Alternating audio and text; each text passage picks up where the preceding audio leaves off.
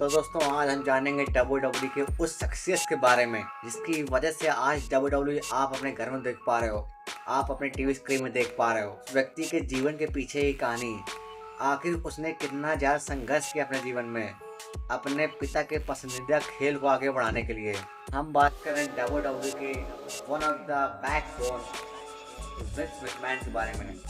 I know कि आप Vince McMahon के बहुत सारे एलिगेशन सुनते आ रहे हो, लेकिन इन सबको साइड में रखते हैं और जानते हैं कि विंस मैकमैन ने आखिरकार कितनी ज़्यादा मेहनत की है इस WWE को यहाँ तक पहुँचाने के लिए। विंस मैकमैन अपने पिता के साथ WWE प्रोग्रामिंग पे बैठा करते थे जब 12-13 साल के थे।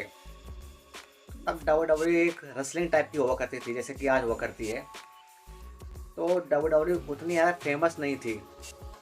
हाँ, उन्होंने अपने पिता ने बहुत ज़्यादा मेहनत की अपने इस प्रोफेशन को आगे बढ़ाने के लिए, लेकिन वो उतना ज़्यादा नहीं कर पाए।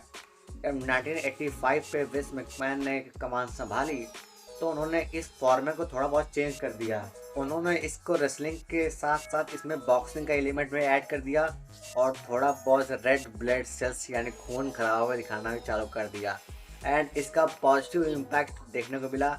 1985 से 1995 तक WWE अमेरिका, कैलिफोर्निया, कनाडा यानी अमेरिका के 12-13 राज्यों में समथिंग कह सकते हो कि पूरे अमेरिका में WWE के खेल है, एक प्रो स्पोर्ट्स है, इस तरीके से लोग जानने लगे। 1996 से 2001 तक WWE का गोल्डन पीरियड था जहाँ पे WWE की रेटिंग गई थी 7.1 मिलियन रेटिंग। आप समझ सकते हो कि WWE कितनी ज़्यादा फेमस हो गई। 71 लाख लोग लाइव देख रहे थे, वो भी एट दैट टाइम।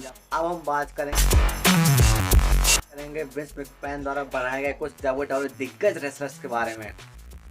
देखिए, विंस मैकमैन ने अपने तकरीबन कह सकते हो कि 40 साल के रेसलिंग करियर में बहुत सारे WWE रेसलर्स दिए और बहुत सारे WWE दिग्गज रेसलर्स दिए जिनके भी यहाँ पे WWE को आप जानते हो और उनके लिए ही आप पर्टिकुलर स्मैकडाउन और रॉ ट्यून करते हो। ये सबसे पहले अगर दिग्गज रेसलर्स की बात करें तो ब्रेट हार्ट, शान Michaels, Hulk Hogan.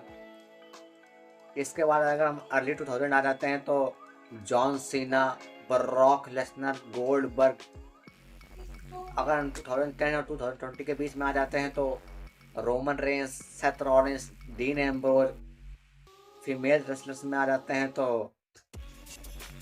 Female wrestlers के बारे में बता दूं कि विंस मैकमैन का पहले ध्यान उतना नहीं रहता था या फिर पूरी WWE की प्रोग्रामिंग का ही ध्यान फीमेल्स पे नहीं रहता था, लेकिन जब से 2000 के बाद का वक्त आया फीमेल्स ने अपने आप को इम्प्रूवमेंट किया और एक अच्छी प्रॉपर रेसलिंग दी और रेसलिंग ऑडियंस के दिमाग में फीमेल्स के मन में थोड़े बहुत रिस्पेक्ट बढ़ने लगी और फीमेल्स को भी टीवी स्क्रीन मिलने लगा। इसके बाद दोस्तों जब NXT आया तो Bayley, Becky Lynch, Sasha Banks, Charlotte Flair, ये कुछ फीमेल सुपरस्टार उठ के सामने आई और आज इनका कितना ज़्यादा नाम है वो मुझे बताने की जरूरत नहीं है। WWE के 4 हॉर्स वुमेन जिसे हम कहते हैं बेली, साशा बैंक, बैकी लिंच और चार्लेट फ्लेयर। विंस मैकमैन ने जिसे कह सकते हैं कि फीमेल रेसलर्स को बनाया है उसमें Bayley, Sasha Bank and Ronda Rousey का नाम शुमार है। ये तो हमने बात कर ली कि उन रेसलर्स के बारे में जिनके सर पे विंस मैकमैन का हाथ था और उनका बिजनेस सही हाथ में लगा, सही सिर पे लगा। आज उनके कारण WWE इतनी ज्यादा फेमस हो गई। अब हम बात करते हैं विंस मैकमैन के कुछ एलिगेशन के बारे में जिनके कारण आपके मन में विंस मैकमैन की नेगेटिव छवि सामने नजर आ रही है। और जाहिर सी बात है, जब इतने ज्यादा एलिगेशन किसी व्यक्ति के ऊपर लगते हैं तो एक मन में प्रश्न उठने लगता है कि कहीं ये व्यक्ति ऐसे तो नहीं है।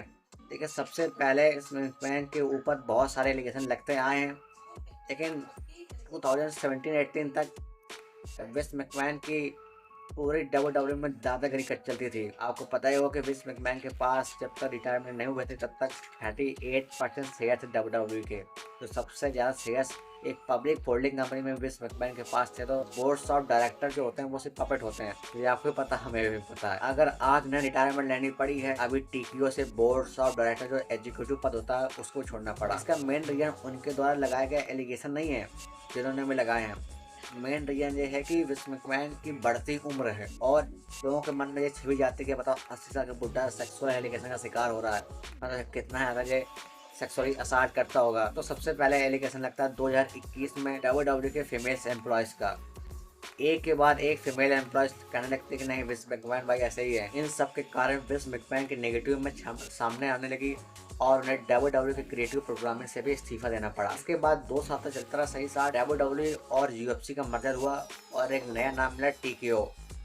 और विंस मैकमैन को TKO के बोर्ड ऑफ डायरेक्टर का एग्जीक्यूटिव पद मिला, जो कि काफी महत्वपूर्ण पद होता है किसी कंपनी के लिए। 15-20 दिन पहले WWE के एक्स एम्प्लॉय जेनन है, उन्होंने भी विंस मैकमैन के ऊपर सेक्सुअली असॉल्ट का केस लगाया था और ऐसा उन्होंने आपत्ति जताई थी कि उनकी प्राइवेट फोटो वो किसी UFC वर्ल्ड हेवीवेट चैंपियन को दे रहे थे। अब WWE में एक ही है तो समझ रहिए आप।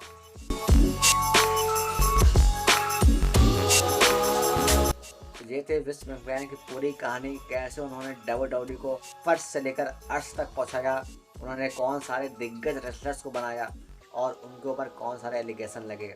इन सब बातों छोड़िए, 80 साल की उम्र में भी विंस मैकमैन ने जो इतनी ज़्यादा डेडिकेशन दिखाई है अपने कर्तव्य के लिए, अपने बिजनेस के लिए, उसके लिए तो उन्हें 1 सैल्यूट बनता है। और एक बात आप मानो या ना मानो, WWE is just because of Vince McMahon.